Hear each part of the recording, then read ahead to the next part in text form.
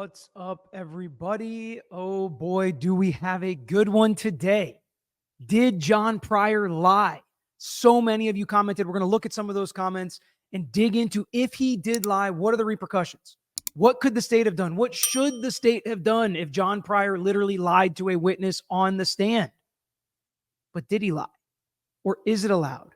That's what we're breaking down in today's video. We're even going to take a peek at Nate Eaton's video with some explanation to help us with this.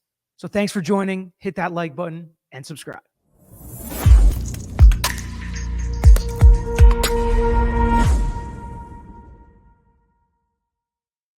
So the first thing we're going to do is check out my video from yesterday and hit the like button as always. And then let's take a look. So I have a comment that I pinned that I said, a lot of you guys I know saying there are stairs somewhere in the house. So maybe it was true. Prosecutor should have done something about it. This video, we're going to talk about what exactly they should have done. But look, I mean, 11 comments, 23 likes on that one. Then a bunch of videos. The home does have stairs with an upstairs loft bedroom. Her testimony is true, Peter. Look online for the back. A lot of you guys sent me that. Chad was asleep upstairs when they served the warrant. Prior twisting the facts. There's a loft in the house that he owns. Watch Nate Eaton. A bunch of you said, watch Nate Eaton. So that is where we are going to go now to find out if, in fact, there were stairs in Chad Daybell's house. Because very clearly, John Pryor had the aha moment when this witness was taking the stand saying upstairs, downstairs, locking it in. Are you sure? Even the prosecutor bolstering the testimony. And then Pryor drops the bomb of it's a one-story house. So I'll tell you, never met Nate Eaton, never spoken to Nate Eaton, never messaged with Nate Eaton. I have seen some of his stuff. Absolutely. I watched his interview with some jurors. I've watched some of his breakdowns. I trust Nate Eaton. I trust him to say what he thinks is true, what he's hearing, who he's talking to. I don't think he's twisting things. I don't think he's really pushing for a narrative. I get he obviously has an idea of how he thinks this went based on what he knows and what he's found out. I don't think he's trying to influence jurors. So I really respect the way he has discussed this case. So I appreciate when you guys pointed me to him and said, oh, he said there's stairs in the house. He said upstairs, downstairs. Absolutely.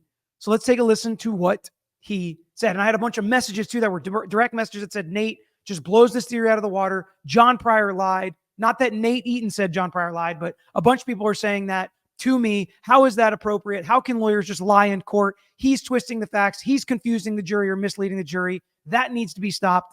Let's take a listen here, and then we'll talk about what the prosecutor should or could have done and whether or not this is technically a lie. Notice that Hannah said upstairs, downstairs. Tammy came downstairs, went upstairs to bed, the back and forth about the upstairs and the downstairs. Pryor then goes up to cross-examine her. Asks her a couple questions. Asks her, some clarifying stuff. Then he says this. Did you mention about him going downstairs to meet with Tammy, going downstairs to meet with Chad at any point? Yes. Okay, and what did you make reference to? When I was talking to Chad with my father, he said that Tammy had gone down to say that she had thrown up and was feeling a little better and then was going to bed. Okay. Okay. So Tammy was upstairs in her bedroom, and then she went downstairs to go into an office to talk to Chad. Is that what you understood? Yes. Okay. Are you aware that this is a one-story home, ma'am? No, I've never been to their home. Okay. And then after, again, when you were in the line with your mother, Pryor looks at the jury as he says this. I believe that's how the courtroom's set up. And you mentioned something about going downstairs. Which downstairs were we going to?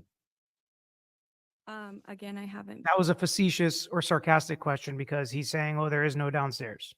been to their home. Okay. Nothing else, Judge. Thank you. Okay, so is it a one-story house? Does Chad live in a one-story house? I don't know, Nate. What was this talk of upstairs and downstairs?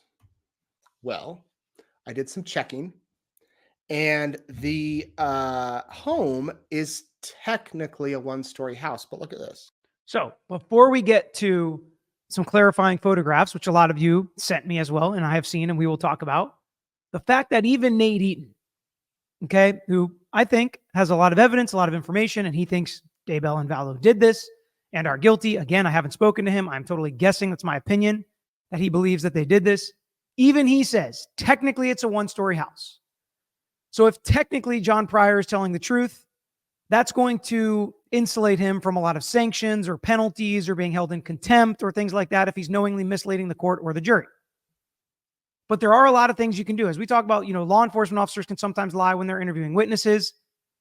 And when you're cross-examining a witness as a lawyer, you can't lie, but you can ask questions to show the witness doesn't know.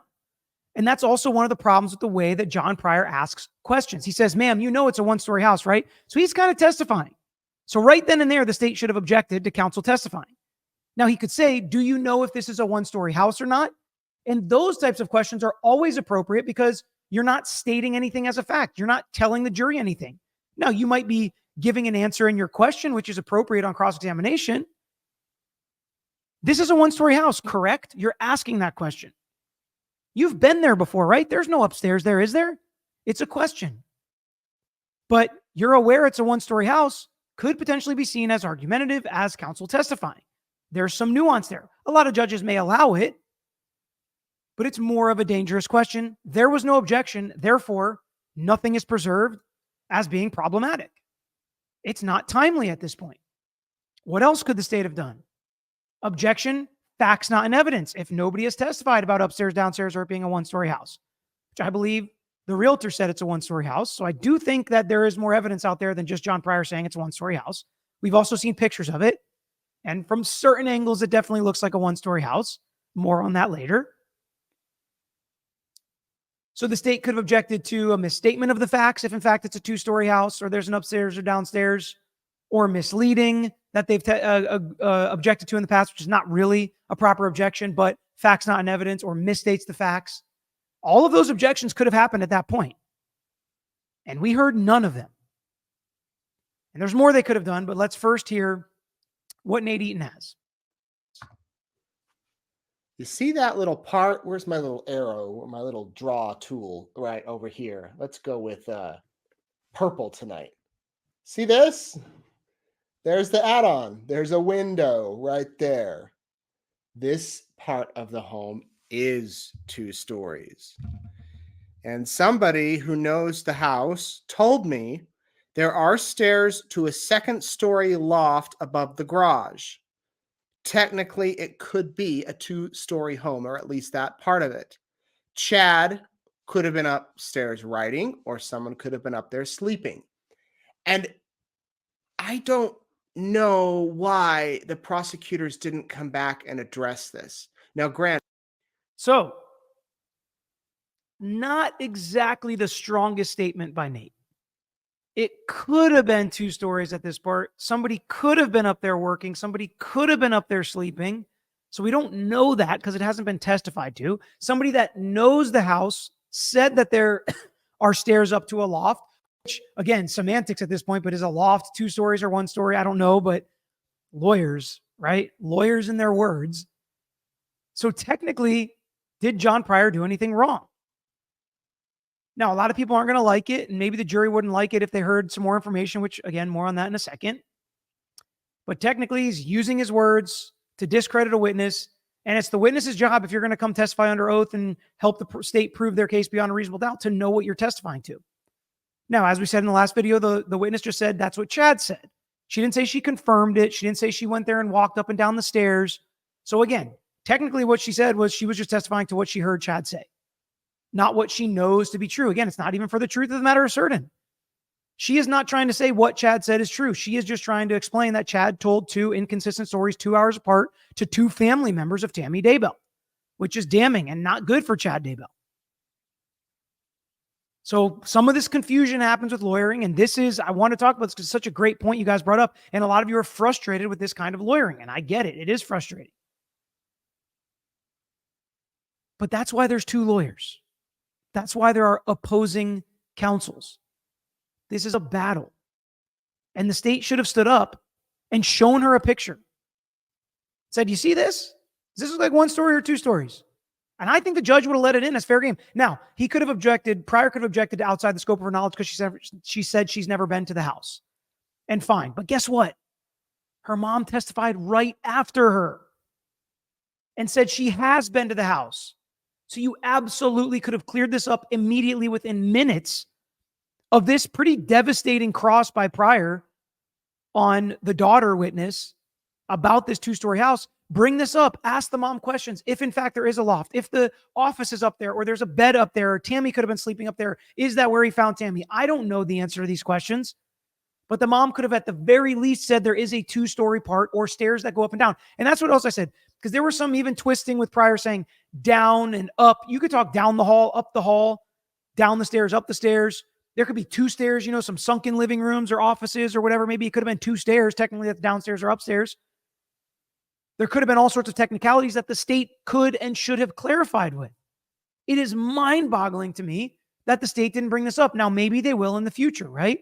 Maybe there will be another witness that says, no, actually, there are 2-story parts of this house. And if they don't, I don't want to rag on the state, because if they don't, the reason and the explanation could simply be that it's not true. Because I have seen garages that have windows up there that it's just attic space or a vaulted garage. And there actually isn't anything up there. No office, no loft, no bed. The state knows this case the second time they're trying it. So if a fact like that came up that really discredited your witness, and it seemed like the state knew it was discrediting that witness. I haven't seen them try to bolster a witness like that very often in this trial.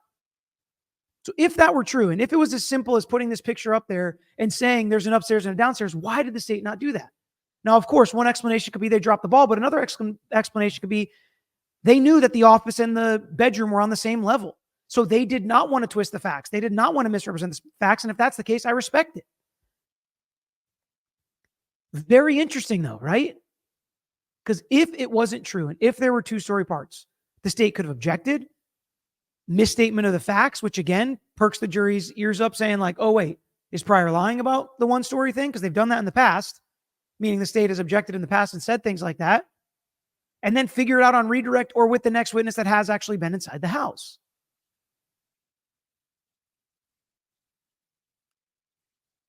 And then, does it become relevant that Pryor owns the house? A lot of you said that in the comments.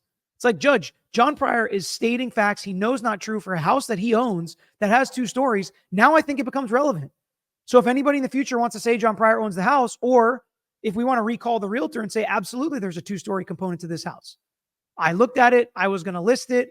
John Pryor owns it, so he should know. Does that become relevant? Probably not. And you don't want to have a sideshow in the trial, but you got to be careful if you're John Pryor and you're sitting there testifying with your questions.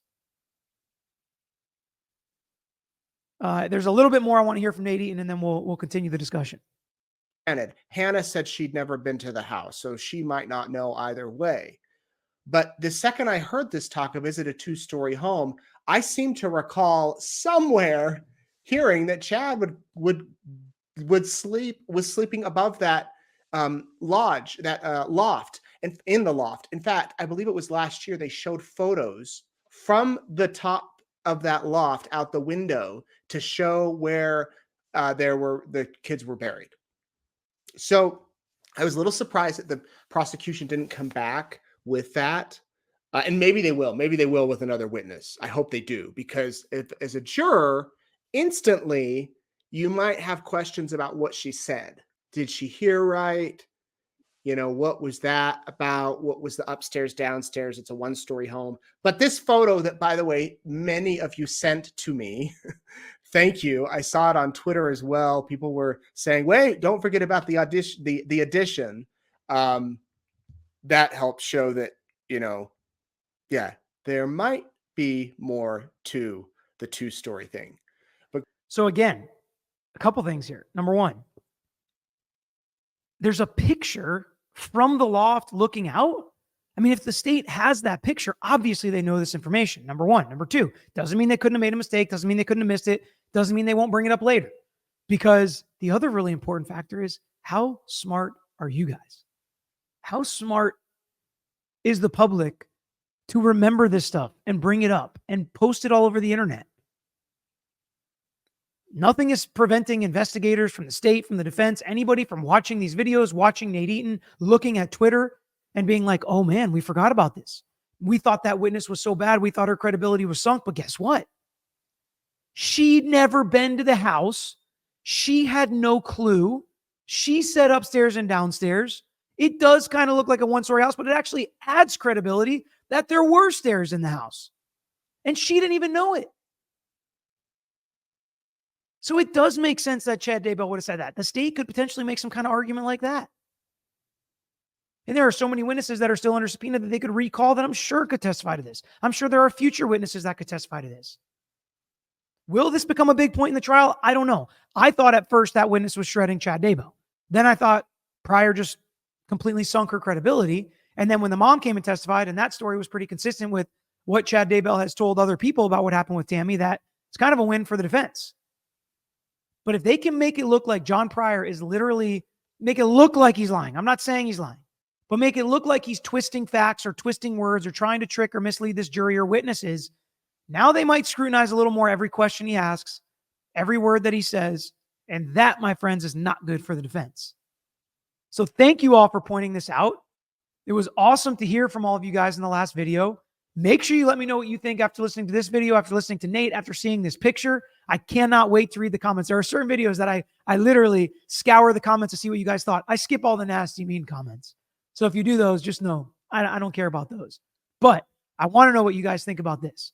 So hit that like button. Make sure you subscribe. We're going to continue to cover this Daybell case as it continues to interest me and it continues to interest you, which is more important. So I appreciate everybody that commented. I appreciate everybody that liked the last video and that continues to stick along for this ride, even though we're off court for the day. But that's all we got. Till next time, I'm out of here. Thanks for watching another episode of The Lawyer You Know. If you enjoyed the episode, please hit the thumbs up and share with your friends who may be interested here on YouTube. And don't forget to subscribe.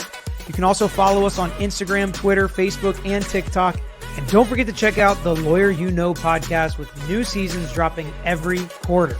If you have a case you want to talk to us about, if it's a personal injury case, wrongful death, catastrophic injury, car accident, or slip and fall case, please email us at lawyeryouknow@gmail.com.